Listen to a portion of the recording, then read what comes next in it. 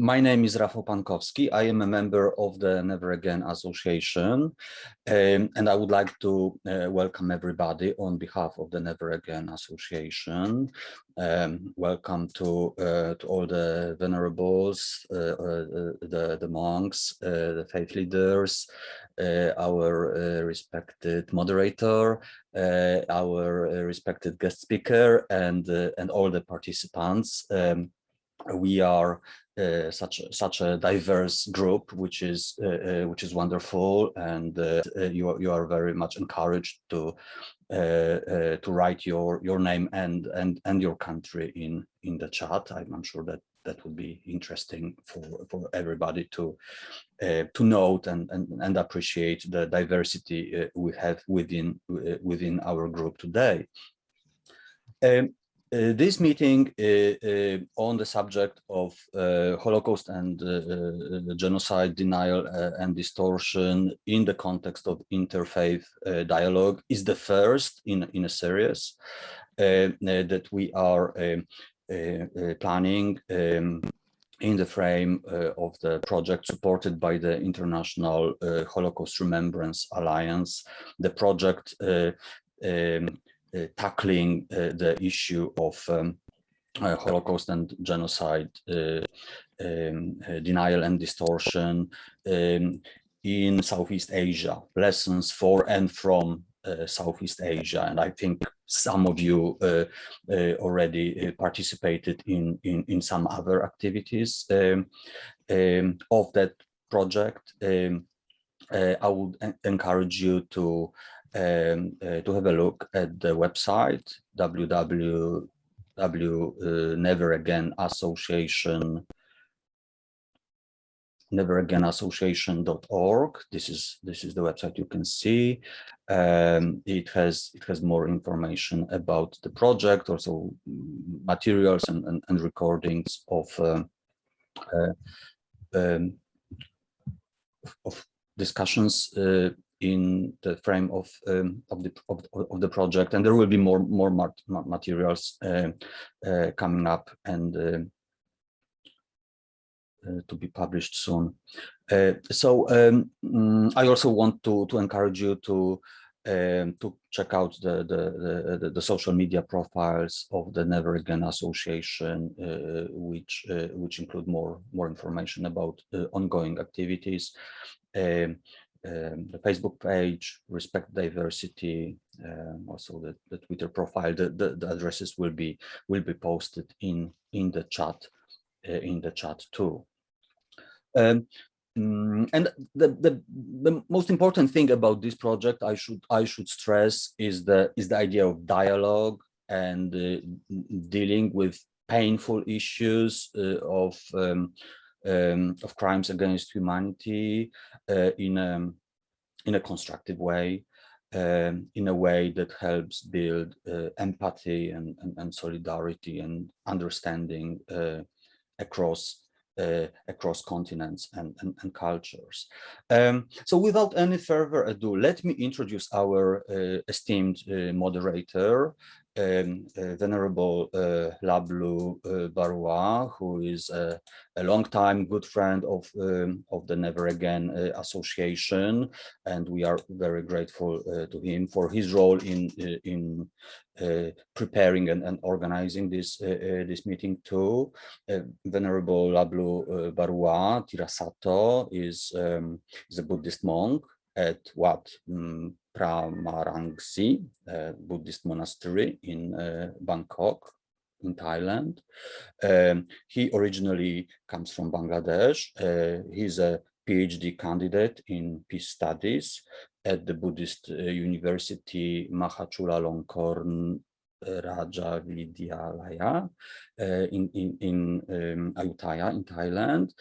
He's a mindfulness meditation expert and ambassador of the Institute for Economics and Peace, and he's very much engaged in interfaith dialogue in Asia and across the world.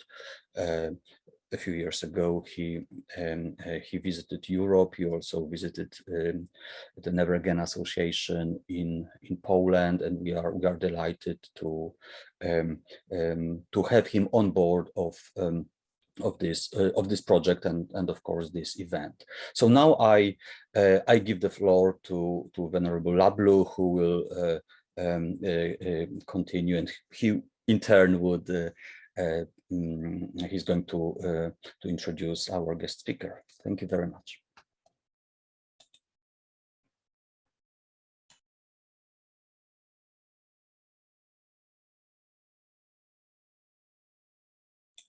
I think microphone. I think Lablu, you need the mic. Yes. Yeah. Can you hear me now? Sorry. So thank you so much, Professor Raffles. And as you know, he is a co-founder of our Never Again associations, and also he's a great scholar and socialist and social scientist and political scientist. And he are very good. And I have a very good opportunity and privilege to meet with him in Poland, also in Thailand, and also he teach in our university. So we are very honored to, as you are in here. And also we see in here many of our friends, our colleagues, and also our classmates, and also our Professor Biman, and also our Rotarians, Ranjan, Barua, and also we see our many friends, we are very closely working, everyone. So most welcomes again with us, to stay with us. And so this is the small project, which is already our professor mentioned that this is the fourth series project.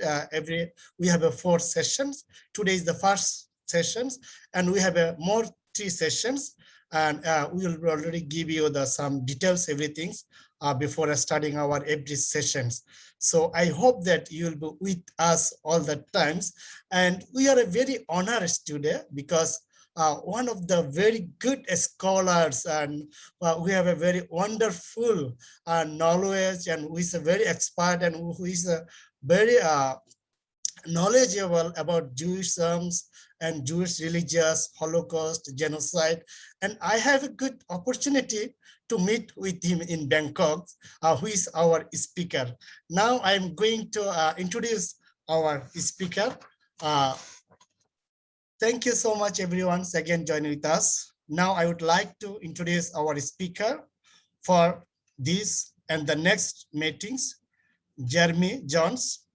Jeremy is the Director of Internationals and of Community Affairs for the Australia and Israel and Jewish Affairs Councils, and honorary life members and former presidents of the Executive Councils of Australian Jewry, and a human rights advocate who has lectures and participate in high-level conference on human rights in more than 30 countries, represented the Australian governments and the World Jewish Congress. He chairs formal interfaith dialogues in Australia while participating in the international interfaith activities as a member of the International Jewish Community for Interreligious Conciliations. He was the 2007 winner of the Australian Human Rights Medal, amongst others. Now I give the floor to our honorable speaker. Thank you, and it's wonderful to see all of you here tonight. I want to begin by mentioning that today is a special day on the Australian calendar. Every 5 years, we have a census where every Australian reports where they are, their age, their languages spoken at home, a bit about their dwelling place, their work, but also there is a question about religion. In addition, there is a question about ancestry. And for a Jewish person, you would answer, many Jewish people will answer, yes, Jewish to both boxes. Because as I will explain tonight, the Jewish people have both a history as a people, and there's also a religion, Judaism. Some people have the religion as a very central part of their identity. For others, it is far less important. But there are many people who will have no real interest in the religious side, but know they're part of the Jewish people with a bit of history. So in this session, what I intend to do is introduce you a little bit to the history and development of the Jewish people, and also talk about the Jewish religion, because they definitely go together. I should also first apologize for my Australian accent. We have the view in Australia that we do not have an accent, that everybody else does. But I am aware that for some, it will not be the English they are used to, so please bear with me and also ask questions that come to your mind when we have the question and answers. But to begin the story of the Jewish people, we go back approximately 4,000 years to a man called Abraham. And the story of Abraham in the country which is now Iraq was Abraham was the developer of the idea within a family of communities and religions and cultures, the idea of one God. Not a number of different gods with different aspects, but one God who was all-powerful and had all the different aspects of various gods and deities. And this was a very important marker. It was something quite different to the way societies were operating at the time.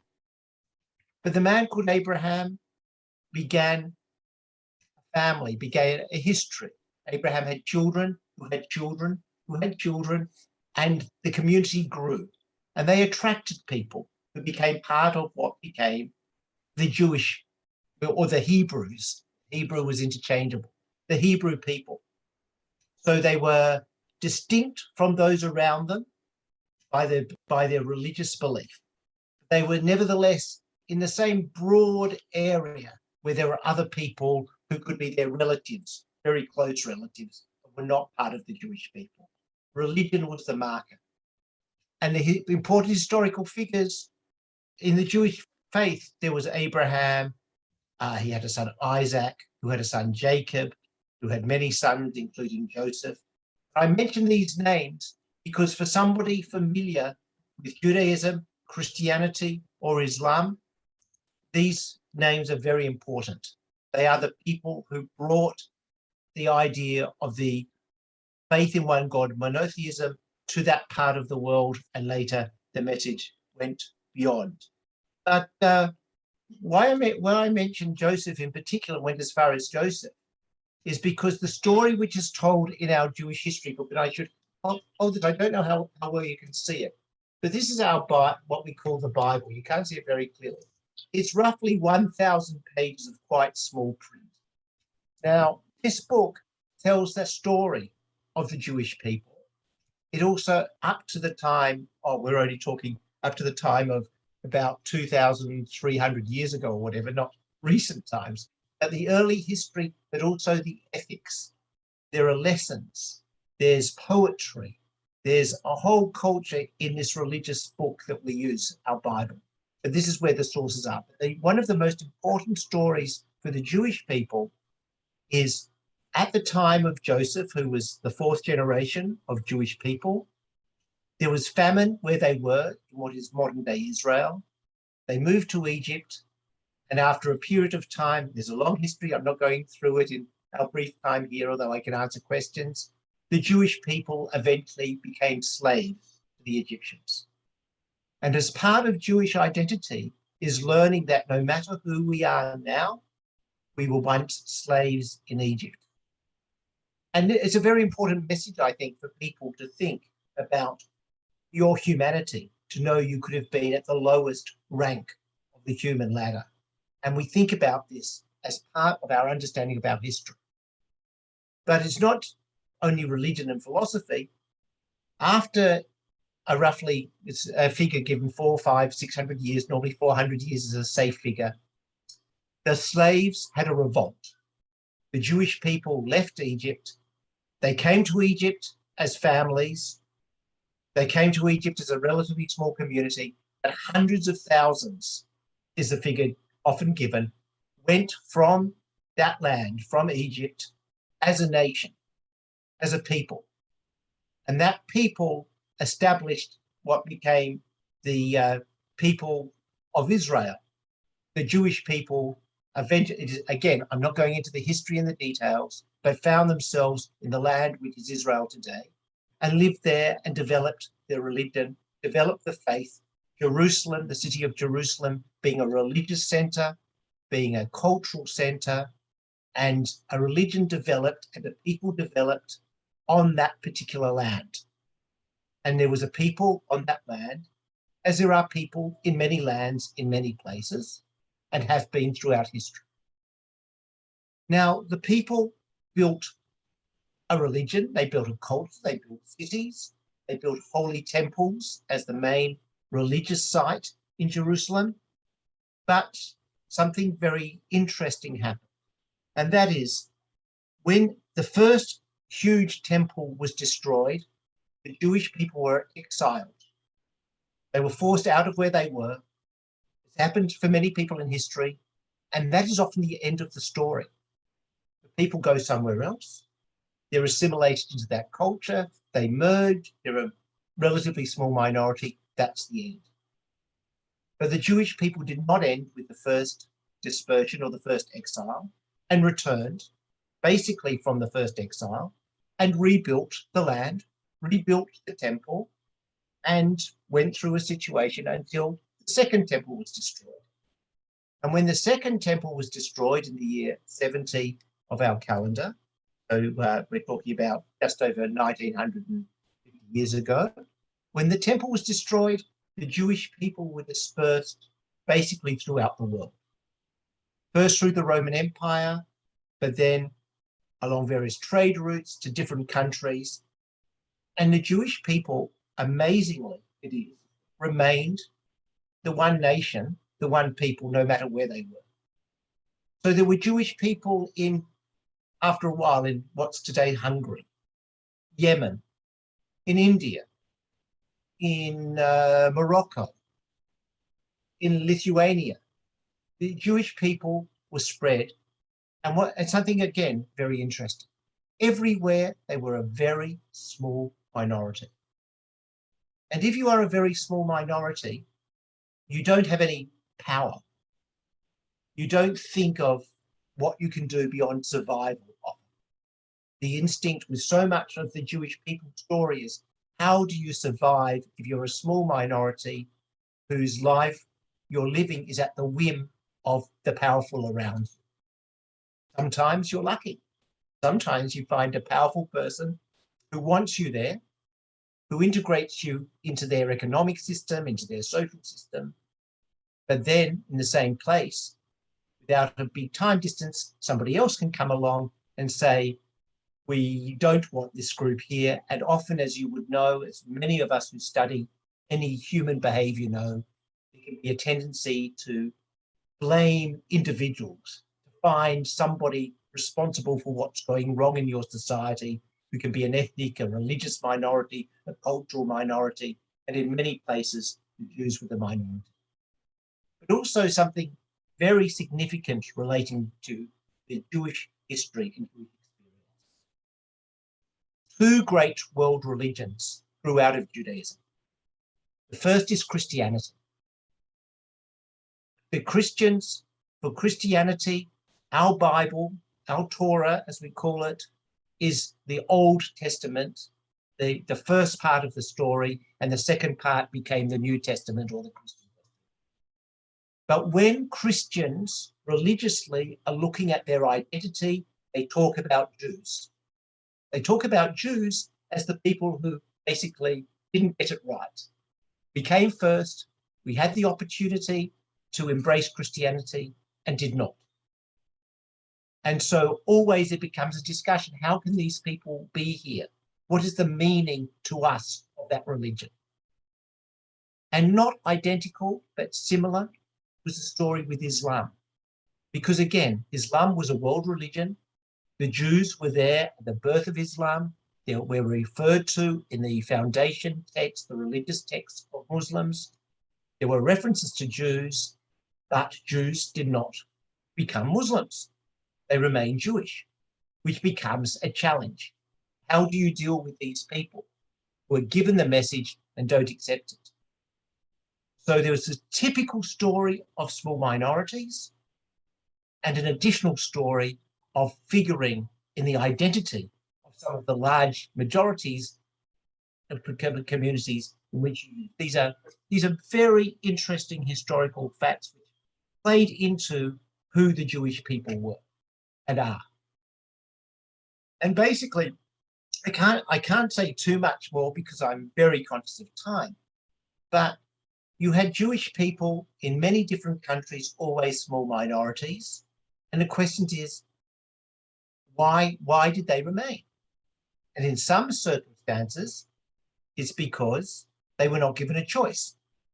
Many of you would be aware of societies where no matter how much a minority wants to become part of the majority, you're just not accepted. The society is not organized in a way which really will accept you on face value. I mean, there are many stories of people of different ethnicities, different faiths, for example, who are told you are equal, but that's not your lived experience. You're still made to feel uncomfortable. And it can relate to gender, sexuality. There are always people are made uncomfortable, even if theoretically you're included.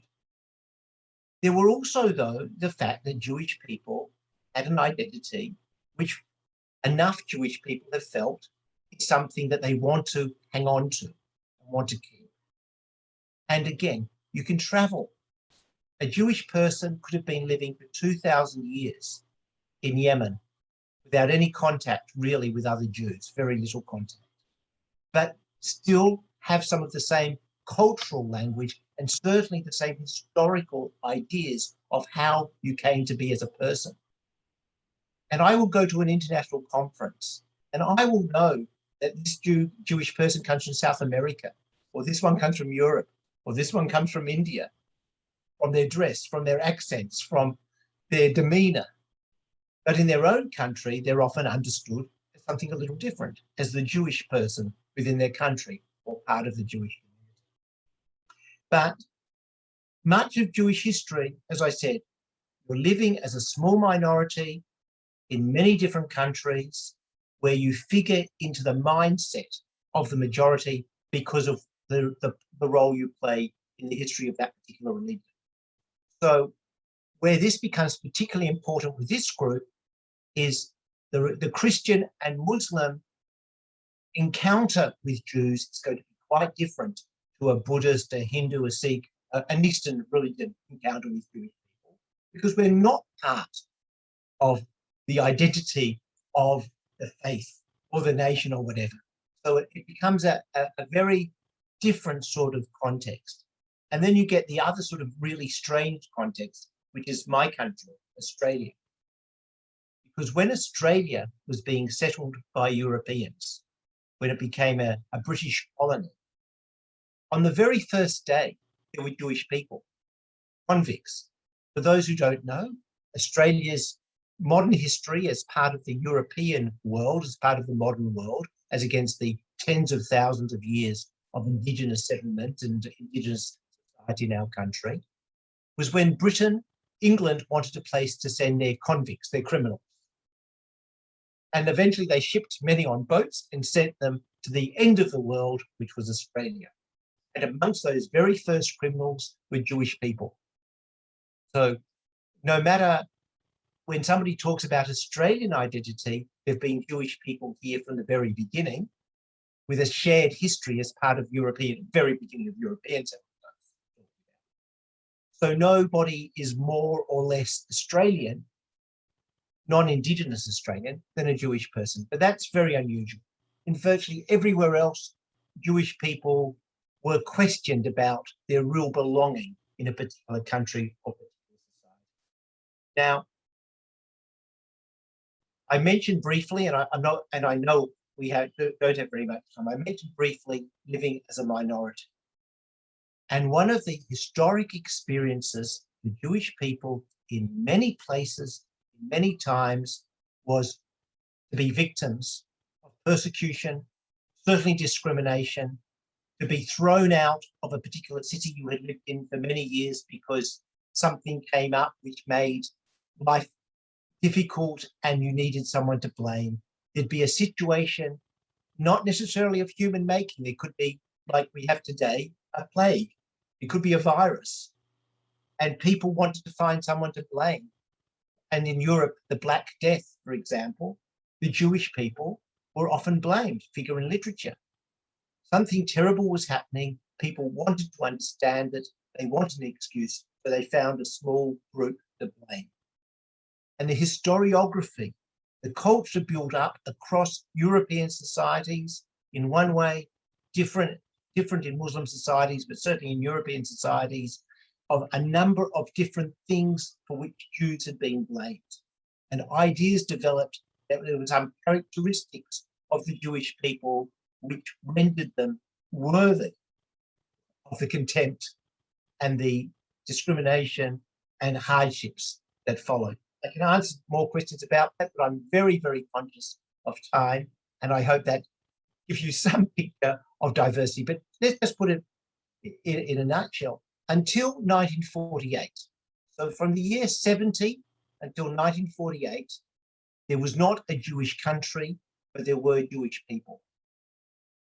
In 1948, modern Israel was established. And in recent years, very recent years, Israel has become the largest Jewish community, and arguably a majority of Jews, or very close to it, are living within Israel. And that changes the whole dynamics of Jewish history, the whole trajectory from always being a minority to being a minority, but somewhere a majority, to being a majority of more people having a different experience. But that is a relatively recent, recent part of the Jewish history. But what has happened in many times, including the years just before the establishment of modern Israel, was the genocide of the Jewish people by the Nazis, in which a very large proportion of the Jewish people in the world were murdered. And those Jewish people who were not murdered were only not murdered because of time and the result of a war, not because there was an intention to leave people alive.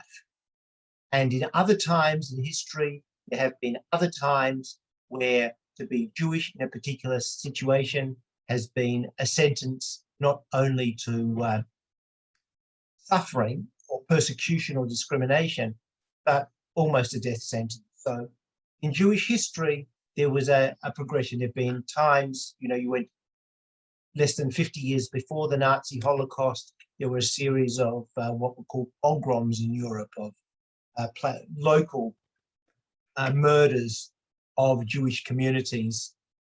At other times, in other places, there'd been expulsions, but also killings, but also the most important theme, a very important theme, sorry, not most important, had been powerlessness.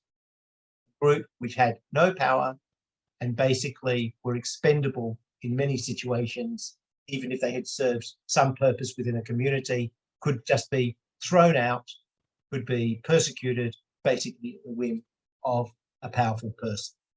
But I want to say something about the Jewish religion, because I haven't said anything about it, and it's quite relevant to understanding the second part. Why were Jews different? I mentioned a belief in one God, but there's more than that. The Jewish people have many rituals, religious rituals, many stemming from the time of the Jewish nation before the expulsion 1950 years ago from what's now Israel, and many developed on the way as the Jewish people tried to understand the best way to be living as a minority. And the first thing I want to mention is something very important to our tradition, and that was our diet, our eating. In our Bible, in our holy book, in our Torah, there are a discussion about what foods human beings can eat and what foods human beings should not eat, or Jews should eat and not eat. What food should Jews eat? what food shouldn't we eat. The basic template was expanded in many ways over years and years of debate amongst various Jewish religious authorities in a way which came out to basically say a Jewish person was not going to be eating at the table the same food as many of the host environments. So if we are to eat meat, it has to be prepared in a certain way. We don't eat every animal. We don't mix milk with meat, if that makes sense. Again, it's complex to explain, but we basically had a diet which separated the Jewish people. We also have daily prayer. But more important than the daily, in a sense, is we had the idea of every week there would be a day of rest, a day when you are not what you are the rest of the week, called the Sabbath, a day of rest on the Saturday. Now, the day of rest doesn't mean you sleep. You could be learning, you could be talking people, you could be with your family, you could be praying in our holy places, in our religious buildings, a synagogue, but it was a day which was separate to every other day in the week. And for Jewish people, in my family tradition, we would not spend money. You certainly wouldn't use electricity. You wouldn't drive cars. You wouldn't write. There were many things you did not do on that day of rest. And that, again, separates you from others. And it was every week. We also have rites of passage. That is, when a Jewish male is born at a very young age, a Jewish male is circumcised. After a week, basically, is circumcised and becomes part of the Jewish people. We have adulthood becomes for women a year before men in most Jewish traditions. And that is a religious experience, a religious learning, where a person knows at that time of life this is going to happen to them. Marriage is a religious ceremony, and obviously, as in many cultures, when you die, it's a religious rite. Jewish rituals are not the same as other rituals. But we also have many festivals. A number of, I say many, it feels like many. We have a number of festivals during the year. And this morning, for instance, was the second day of a Hebrew month called Elul. Elul is the month before the high holy days, as we call them, of the Jewish New Year and the Jewish Day of Atonement. The Jewish New Year is just a month away from now, a lunar month, so 28, 29 days from now. So we begin the morning by someone blowing a ram's horn. And we hear this call because it's a month before we enter this high holy day period. And then we have the Jewish New Year, where we have many rituals, eating sweet food, eating apples and honey, but also repentance for sin and trying to make ourselves better human beings.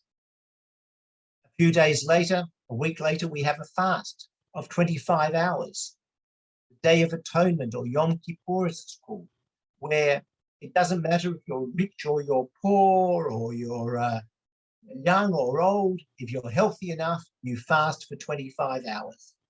No water, no food, no comfortable shoes, nothing which would take you away from purely the concentration of feeling, what have I done wrong in the year and how can I be a better person? Then we have the festivals which relate to the time that Jews were living in Israel with the temples, and 3 times a year, all the Jewish people who could would come to the temple for ceremonies, which related partly to the agricultural cycle, but had a high religious element. Like one of the festivals is dedicated to remembering when the Jewish people came out of Egypt into what is Israel, the festival of Passover. There are other festivals which relate to the granting, when we believe that God gave the Jewish people our Torah, our Bible, which was, so we celebrate receiving this great gift. And so with the festivals as well, and then we have modern festivals. So a Jewish person was constantly being reminded of their history, of their rituals, of their identities.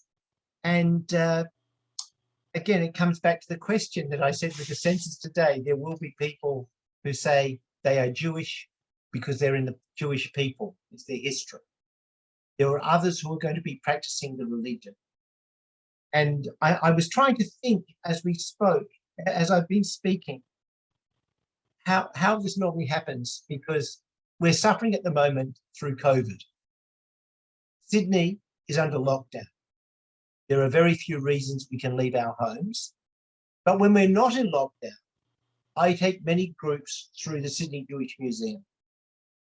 And when we're in the Jewish Museum, even if you're by Zoom, but I've a video cameras with me, I can show you certain displays. I can give you some ideas about what happened with Jewish life.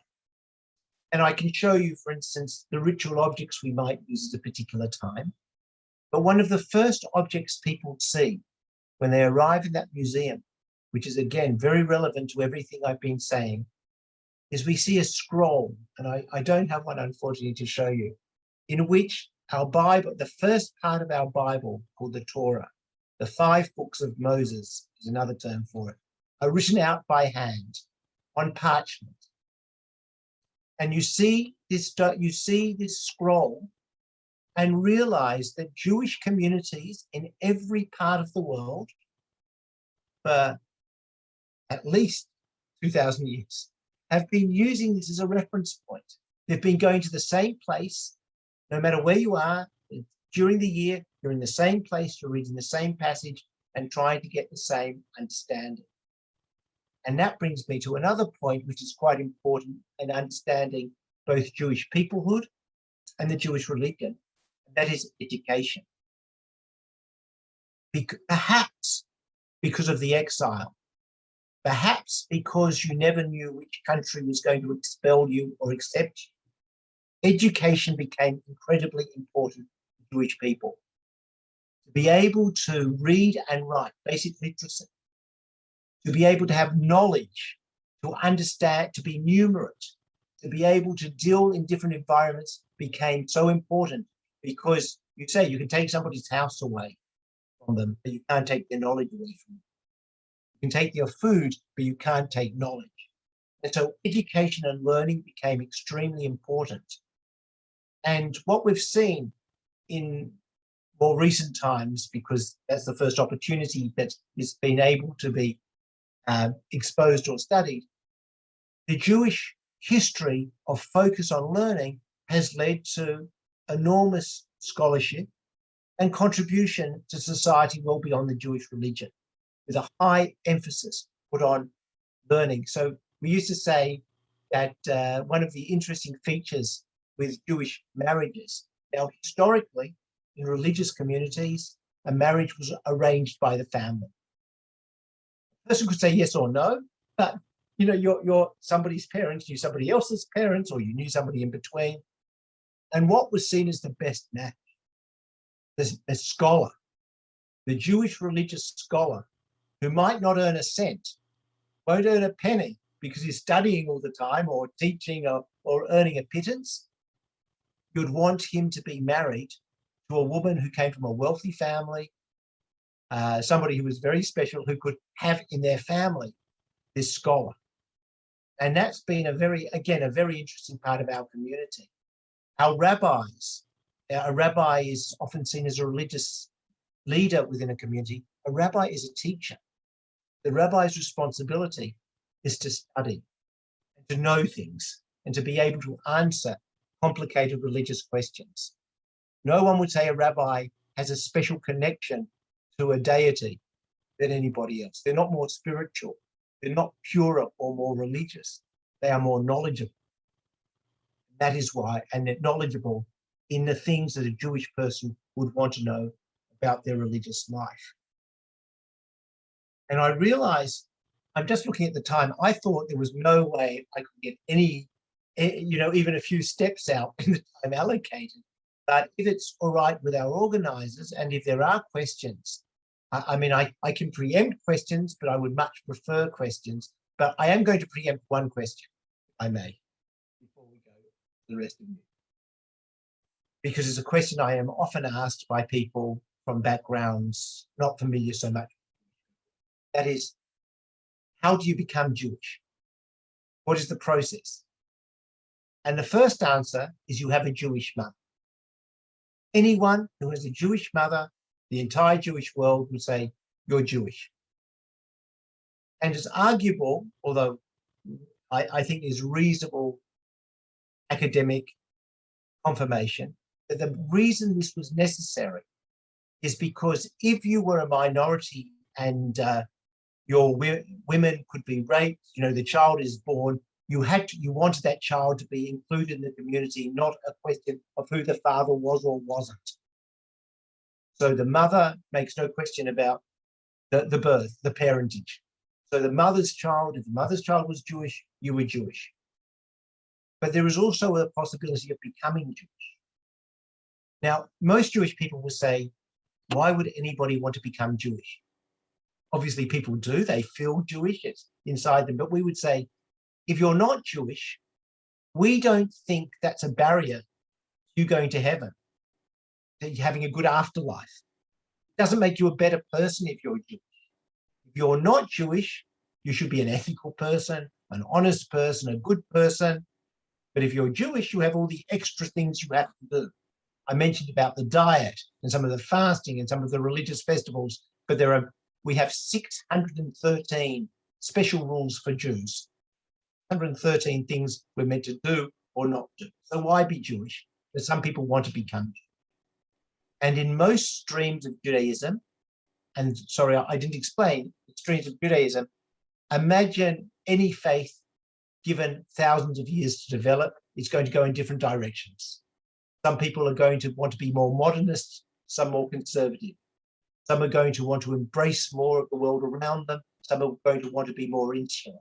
Some are going to take in the experiences of the culture in which they are, which might be different from the culture somewhere else. But in most streams of Judaism, if you want to become Jewish, you have to feel that Abraham, Isaac, and Jacob, who I mentioned at the beginning, are not just the ancestors of other people, they're your ancestors. You have to enter into the people, not just the religion. So you learn for a number of years. You answer questions. You're examined. We tell you if you want to be Jewish, you come, you study, we say, go away. Be what you are. Be a good person, don't be Jewish. If someone is persistent, and they come back, they really want to be Jewish, and they go through all the tests or whatever, they can become part of the Jewish people. So it's possible to become part of the Jewish people, and that moment you become part of the Jewish people, it doesn't matter if you can prove 4,500 years of Judaism or one day of Judaism, part of the Jewish people. No hierarchy. So that's a question I'm often asked, and I probably should have answered it earlier. And I also want to say with today's presentation, it's a lead-in so you can understand some next week when we're talking about more about genocide and interfaith dialogue or whatever. I thought it was important as to our organizers that first you had an idea of who are the Jewish people who are doing these things and having these things done to them or about. So I hope, Natalia, Rafael, Venerable, that was okay as an introduction, and I'm looking forward to a chat. So thank you so much, our honorable speakers. And it is a very honored today. We have a great opportunity to learn many things about the Judaism and Jewish religions. As we are the human beings, I think we should learn each religious, and it make us some dialogue, and it's reduce our conflict and help us to make a understanding of the diversity. So we are against our thanks and our honors to our honorable speakers. And as a moderator, I just somewhat summarize from our speakers, and which is he mentioned. I think this is will be help us to every religious people, because as we are joining in here, many diverse people joining in here. Buddhist I saw in here, and Muslim and Christians, many of the diverse in here. One thing that our speaker mentioned that this is the when we have a small community, we have to face many problems. And I think that, and also we have some conflict from our inner mind, which is come from our hatred, our delusions, and our greediness. So we must have to be understand and also to respect to the who are the community of the small community living with us together. So this is the most important. And another thing is he mentioned about the knowledge and also about the educations. This is the I love these two words from the Jewish peoples. And also he mentioned about the rules and regulations and how they take foods and how they celebrate of the festival and what's their doings at this. This is actually, I also, before also I have don't know anything much about the Judaism. I got the very opportunity today to learning many things. And according to our Buddhisms, and also we believe that the one moral persons can be developed inner peace. If we don't have the inner quality or inner ethics, it will be very difficult to develop our inner peace. And when we don't have an inner peace, we can create bad speech or we can create conflict, even the family, our individuals. And this individual bad things is going to the our family, and it's going to the society, and it's going to the country. So all oil is like as a vital situations in this world. And also he mentioned about this, how religious genocide happened by the Nazi Bahini, mostly about the Jewish people is destroyed from the in Europe, and which is I have also got the many scenario there when I have been there. And also today about our honorable speaker, he mentioned here. So, and also he mentioned about many things about what's the how they are Israel now situation, how they move from, and what is their belief of the one God. Even some people, when we speak, we say, oh, all religions is one. We are came from the one, but this is in our mouth. But we must have to believe that human being is the ones. We don't create any discriminations. We'll be love each other from which is is called true love, not for any attachment, not for any property, not for anything, just love from our own as we love ourselves, and this love to give to others. So again, our honorable speakers, so thanks for your teaching us and giving these wonderful lectures in here. Today, I just want to go. Now is floor for our participant who joining is here. I think some of the people as why I'm learning and I have some things. So I think you also bring some your knowledge and you can share with us your questions. You can share with us. We have still many times, plenty of times. So whatever you want, you can share.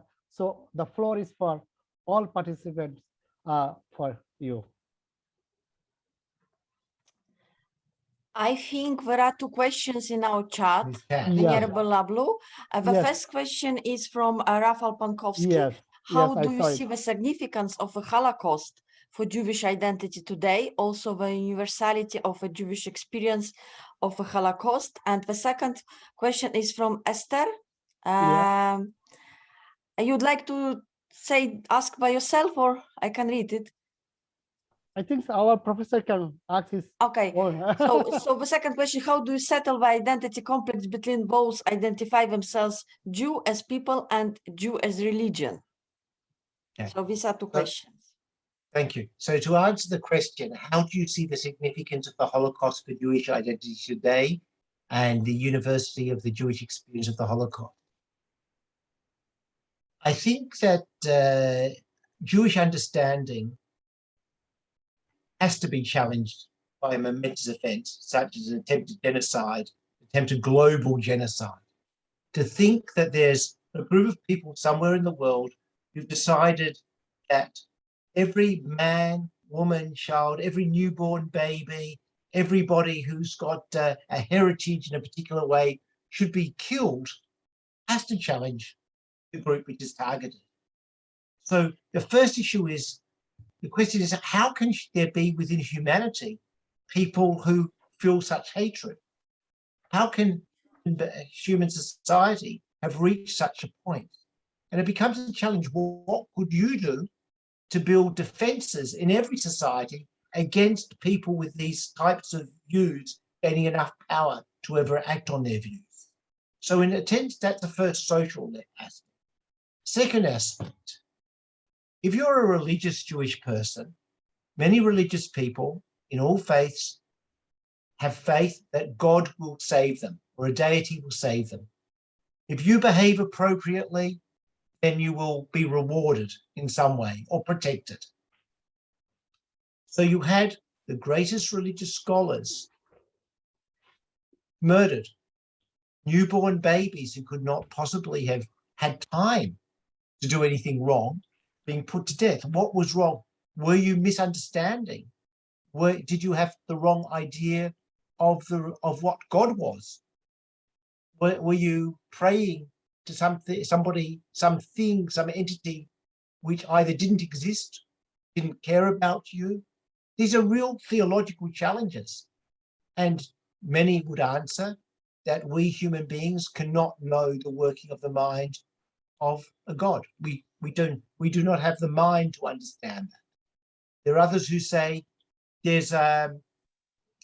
is something going on, a big picture, and this is one episode in world history, a terrible, horrible episode, but it's not the beginning or the end of the human story, and it has its place. There are others who will say, let's think in terms of what happens next. If you believe that you're on Earth for up to 120 years, and then your afterlife goes forever, if the people who were murdered by the Nazis have many years in a good afterlife, and the Nazis have a bad afterlife, well, that's one way of coping with it or understanding it on a religious level. On a social level, it was devastation. You see people today, and we're talking more than 70 years after the defeat of Nazism, who cry every day over the relatives they lost.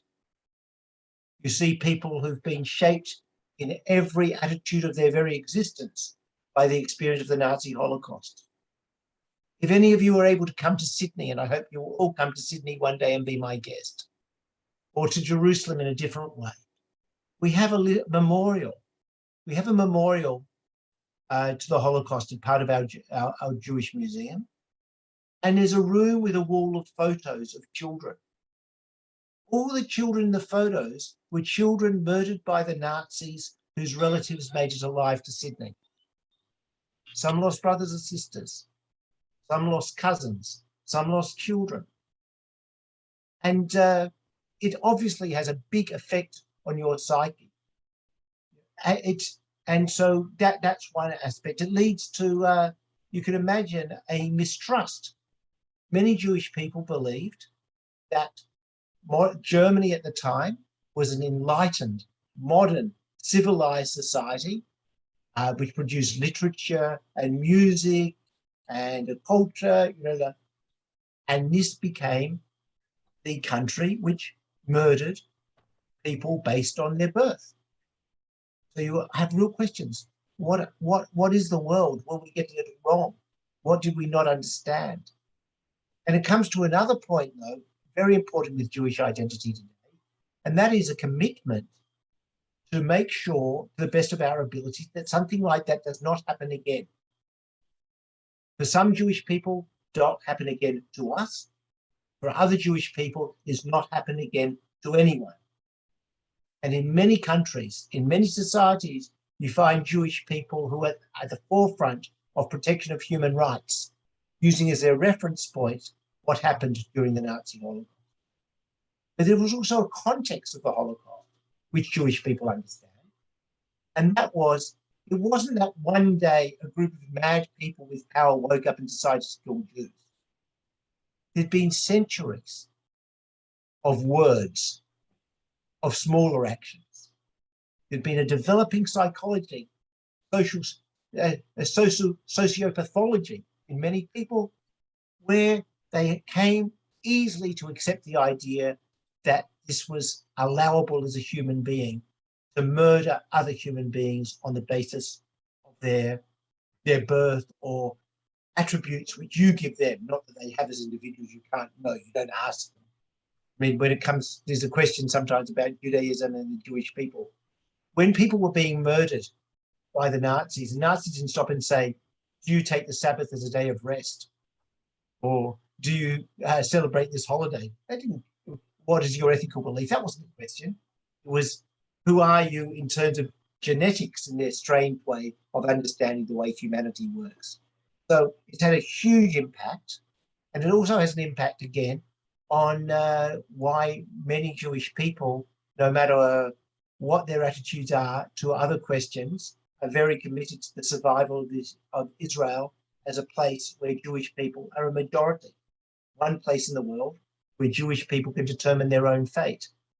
And for some, that will also have an impact on how they understand that society within Israel should operate. With a full gamut of understanding. I don't want to say there's one view that people arrive at because of the Holocaust, but different views, but particularly about Jewish people being able to determine their own future and defend their own lives. And but the universality extends to the idea, as I mentioned. If you want to, you can look at the specific history of anti-Semitism, which is very important, specific history of the relationship of Jews to Christianity and Islam and to other societies in which they were, which were more or less Christian at particular times. Or you could make your main focus on the experience of minorities, the experience of the other, a humanity divided upon artificial lines which have nothing to do with the individual and the quality of a human being, but characteristics that you say this person has because of the group they belong to. And again, there are many Jewish scholars who are involved in what could be called comparative genocide studies, who want to understand this and move it on. And there are outstanding speakers. I was at a series of conferences organized by the Swedish government some years ago called the Stockholm Forums. The first one was on the Holocaust and genocide. Another one was on combating intolerance. Another one was specifically on genocide prevention. And the fourth is reconciliation, whatever the fourth one was. I don't have it on the top of my head. The point is, people came to these conferences with a commitment to try and develop the sort of civil society which prevent the Holocaust happening to anybody, or something like the Holocaust happening to anybody, but using this as your template and your model. That's my short answer to your complicated question, Professor Pankowski, but you know I can give much longer answers. Esther's question, she's got a photo on screen, but she's not live on screen, so I can't wave to her video. Maybe she's coming on.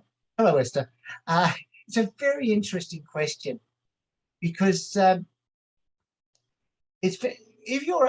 are people who are Greek from the country of Greece who have the Greek Orthodox religion.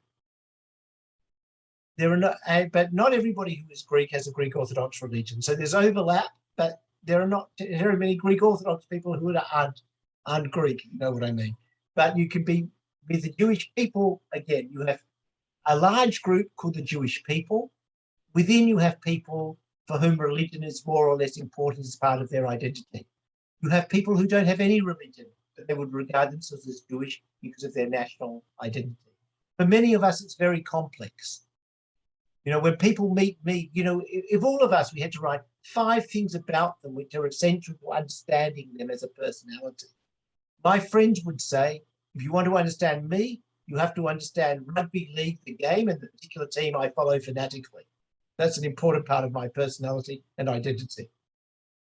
Growing up in Australia, being a male, is part of my identity. Being a male of a particular age, being born in Australia, in a country where many of the nation was born in other countries, having a religion, having a peoplehood. They're all aspects which feed into identities with different, larger or smaller quantities throughout. And we have, it's actually interesting, you know, when people do genetic testing, even brothers and sisters don't get exactly the same result because there are different parts of their parents which fit into their genetic identity. They're close enough. You can work it out, you know, first degree, second degree, fifth cousins, whatever. But everybody has their unique mixture. And then, as the Venerable said in introducing the questions, there's also what's inside a person. And there are people who can profess to behave in a certain way as religion, but don't have the soul, which is representing that religion and that flow. Their soul is more nationalistic than religious, or their soul is really religious, not nationalistic.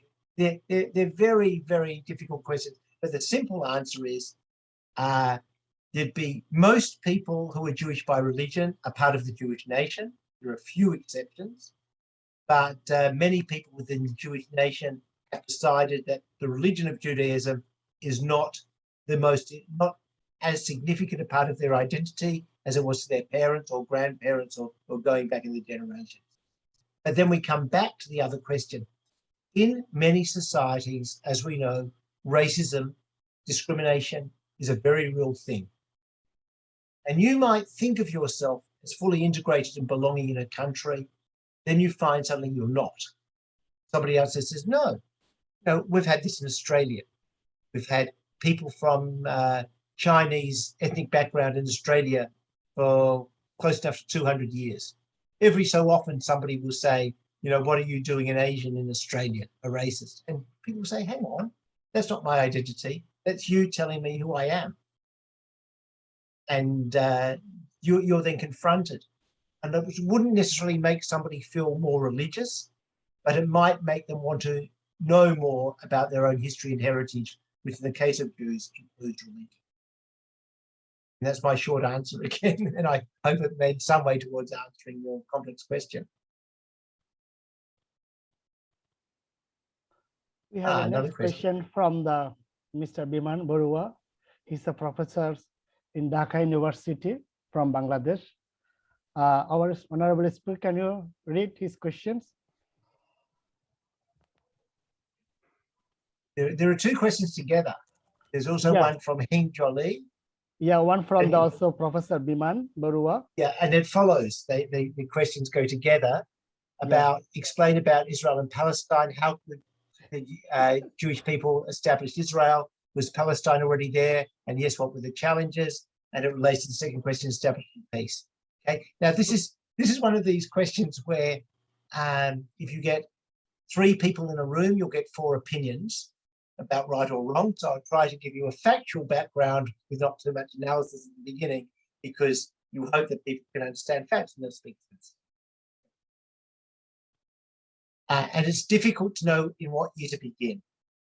Some people say, let's begin with Abraham. Let's begin with God promising Abraham to the Jewish people. Others will say, no, let's begin with the Crusaders and Christians coming and capturing the forces. Let's begin with the Arab invasion. Let's begin with 1943. Let's begin with whatever. But I think a sensible place to begin is the end of the Second World War, the end of the First World War, 1918, the First World War. Why? Because the Ottoman Empire was the dominant power over the area which is now Israel, Palestinian Authority, Jordan, Iraq, Syria. They were part of an empire, a Turkish empire. And that Turkish empire lost the war, and different parts of its empire were given to different victorious powers to look after until they became independent effectively. Mandates given by the League of Nations. The French got what became became Syria. The French got Syria, and the French created new countries which didn't exist before, called Syria and Lebanon. And with the tragic history of Lebanon, Lebanon was created with the idea of giving Christians a safe place to be. That was meant to be the Christian enclave. but for a whole range of reasons, it grew beyond just a substantial Christian community to a place with a very mixed population of different Christian groups. Shia, Sunni Muslims are quite a mixture, Druze, and became the unfortunate, unhappy country it is today, again, for a lot of historic reasons. The British, one of their mandates, their main mandate, was the mandate for Palestine. And what was Palestine? Palestine was lined on a map, drawn by diplomats, which carved out an area and said, this is the British mandate of Palestine. Roughly geographically, it's every inch of what is today Jordan, what is today Israel, the Gaza Strip, and what is often commonly called the West Bank. And I can explain about the West Bank in a minute. Now, that area, it was not ruled, there was no country called Palestine ever in history. There was a British mandate of Palestine, or a League of Nations mandate looked after by the British. That is when the concept of a Palestine came into existence. And the concept of a Palestine coming into existence was giving the Jewish people a home, a place they could go to without being guests. And obviously this was going to have implications for people who were living there already, but it had many other implications. Because within the Middle East, within the Arab world, there were many Jewish communities who were very small.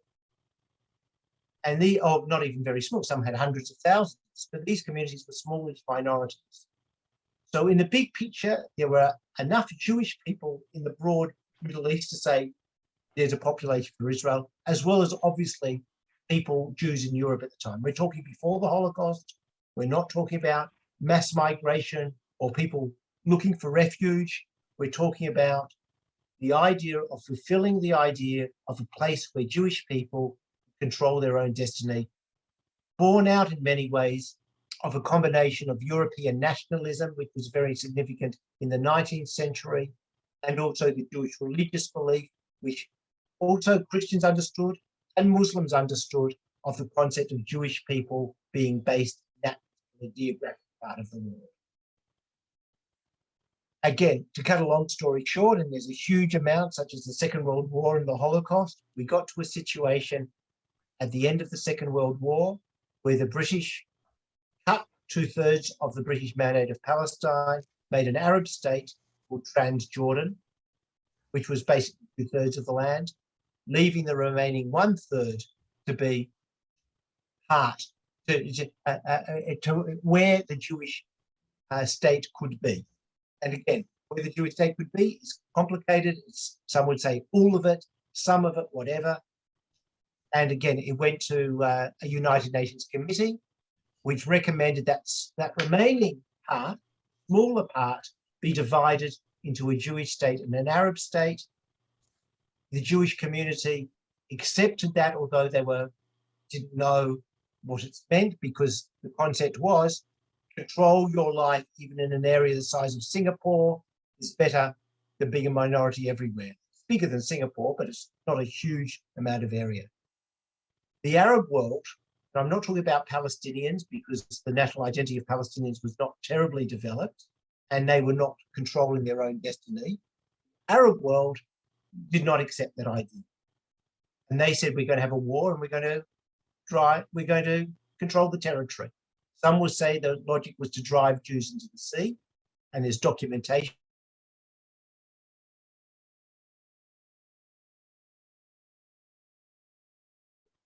Sorry, it said the host muted me. I just unmuted myself. I hope I was meant to. I don't know how long I was muted, but what I was saying is that the Arab League thought they would win a war, declared a war, and lost. So Israel survived as a country with a little bit more territory than it had been allocated. Egypt took what became the Gaza Strip and ruled it as a territory of Egypt. And Transjordan became Jordan. Why? Because it became both sides of the Jordan River, because it annexed what we call the West Bank and made it part of Jordan. And Britain and Pakistan were the only two countries who recognized it, but that was the lived experience of people in that period between 1948 and 1967. In 1967, there was another war. Israel won that war and came into control of the West Bank and Gaza Strip. And since that time, there have been other wars, there have been a lot. Those areas have been under contention. There has not been an agreed future for those territories. There have been questions about how do you have a settlement. Now, historically, most of the people in Israel, when they've been polled, not always, but most of the time, have said their ideal solution is a Jewish state alongside a Palestinian state, as long as that Palestinian state doesn't try to destroy them. So they want to have something in place. And again, you can talk about the Holocaust. Jewish people have a relatively recent real experience of people trying to kill them en masse. So they don't, when you see what Hamas says, or Hezbollah say, you don't say that's just rhetoric. When you see, you know, the language they use, which is anti-Jewish often as much as anti-Israel, it is genocidal language. So Israel wants to defend itself, but it also does not like the idea of having a very substantial non-Jewish minority. Within Israel proper, I should say, the state of Israel, I think it's 15–20% of the Jewish population, a non-Jewish population, and they're in parliament, they're judges. There was a lovely photo 2 days ago of the president of Israel getting his Pfizer shot for COVID by an Arab Muslim nurse. They're Arab, just an Israeli. You know, that's a reality. Israel is a multinational country.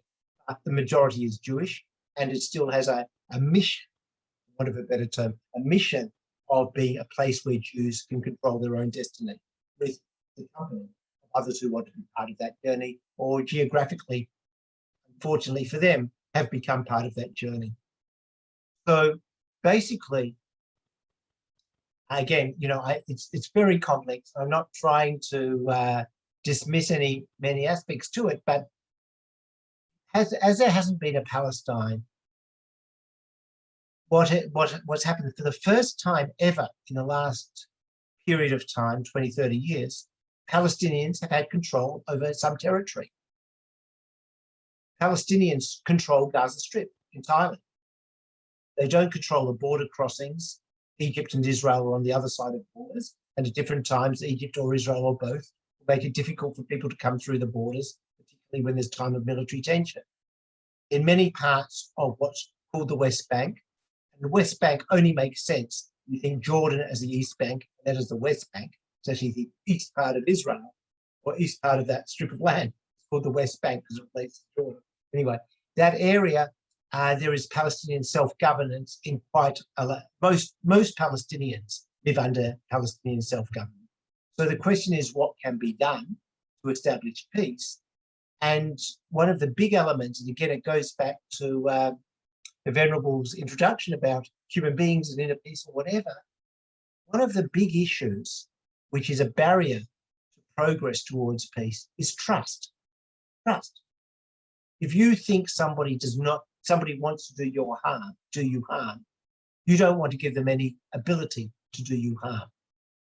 If you think somebody has a mission to make your life horrible, you don't want to give them that permission. But if you think somebody shares a vision of you, that it's not a zero-sum game, you know, I'm a winner, you're a loser, you're a winner, I'm a loser, but we can all win by working together. To establish trust between people becomes very essential.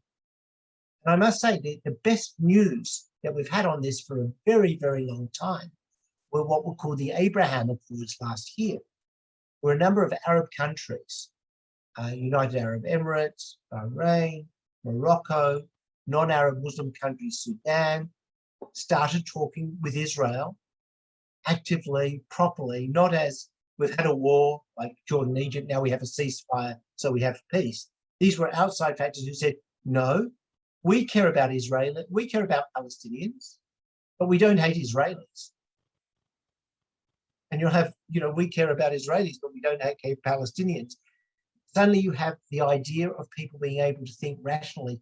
Perhaps we can build trust.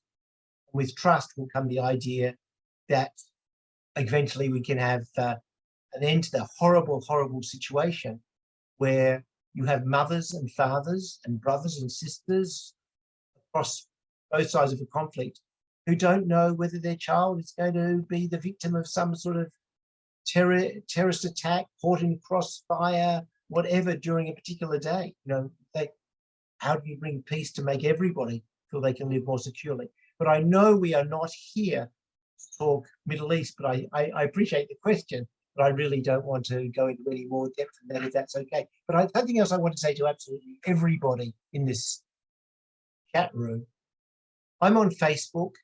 I communicate with people on Facebook the best I can. You can all become my Facebook friends and ask questions about anything forever.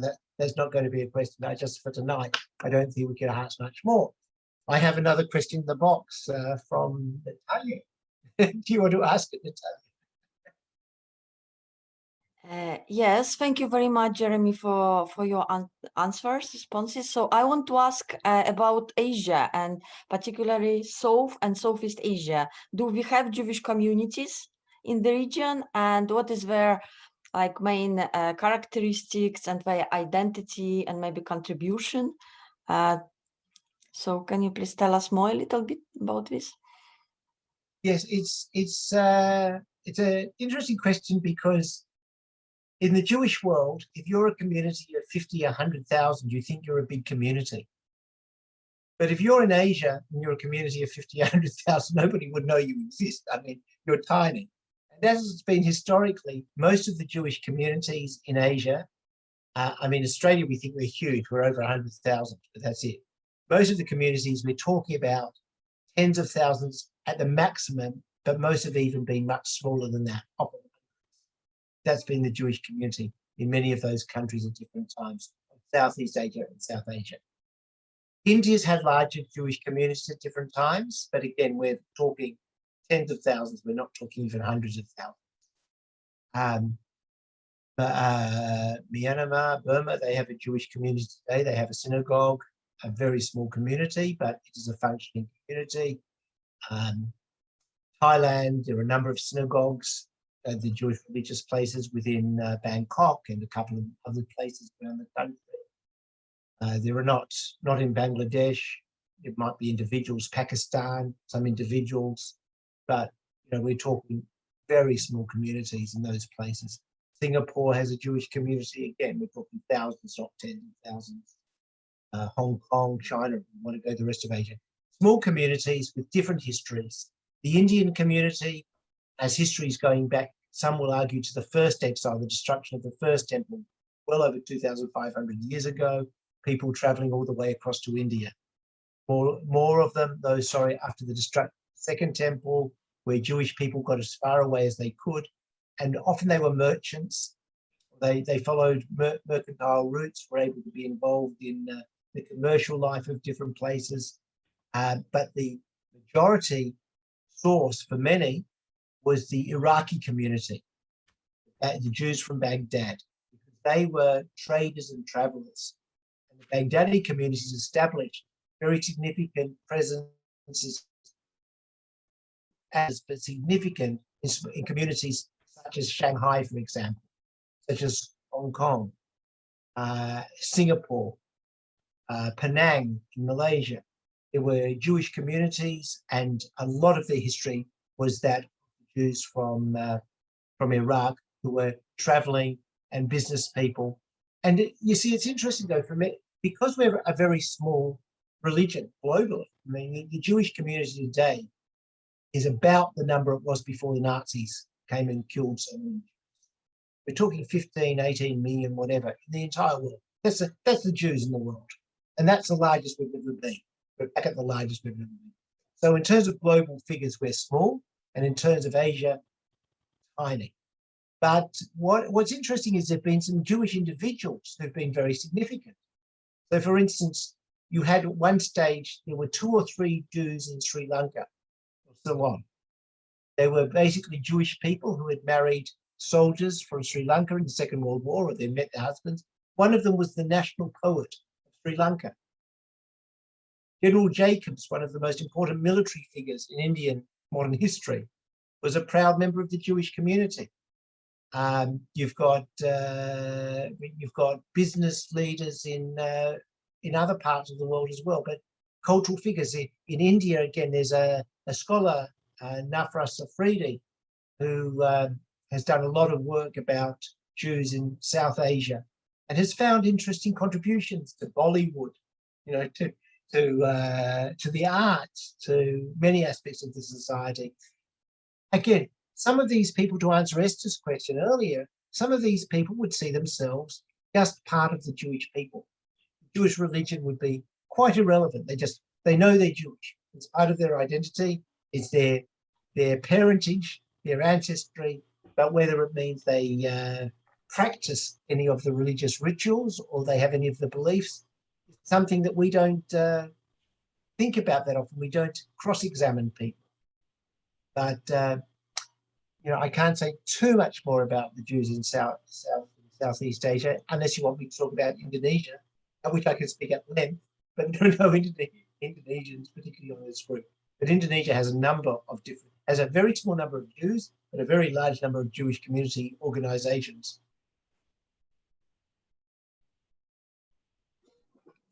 Thank you very much. So thank you very much, our honorable speaker, Jeremy Jones. And this is a very, very, very privileged honors to you. And very briefly discussion about that, all of the historical background. And many of the backgrounds you are talking about, this lifestyle, faith, history, conflict, and also peace, and also about the ethics. I think we have learned a lot of things from today. So again, thanks to you. And then that you also mentioned about our peace in common Israel, which is come from the mutual trust each others. I think this is the most important. I also agree with you. Without trust, there is nothing. When we have a trust, then we can believe each others. Then we can make cooperation each others. Then we can create the peace. And we have to, who are the stockholder and who are the government or any parties running, they must have to give the freedom to practice their all religions. If there are all the sectors, all the unit to be create the equal opportunity and to be create the mutual respect, I think peace will be comes and we can win the world as a peaceful country, because hatred never be create peace. Always hatred create hatred. So we need our compassion, we need to our loving kindness, and it will be peace will become. And we hope one day world will be the peaceful. And at this pandemics, we pray for everyone's, and peace will be with you, and peace will be around everyone's. So we have a next 3 sessions because today is the first lectures. We have a next 3 lectures, and second lectures is on 17 August. Tuesday is about also same time, 4 p.m. or 4 p.m. in Bangkok time. The topic is Holocaust, Genocide, and Interfaith Dialogues. I think we will be learn a lot of things from you, specifically how Holocaust happened and what is genocide and difference between Holocaust and genocide, and how can we create the dialogue, create the faith each other, and create the tools each other to be a more mutual understanding, and start our meetings on 24th August. And this is in 8 p.m. in Bangkok time. This is the Holocaust through the Buddhist era.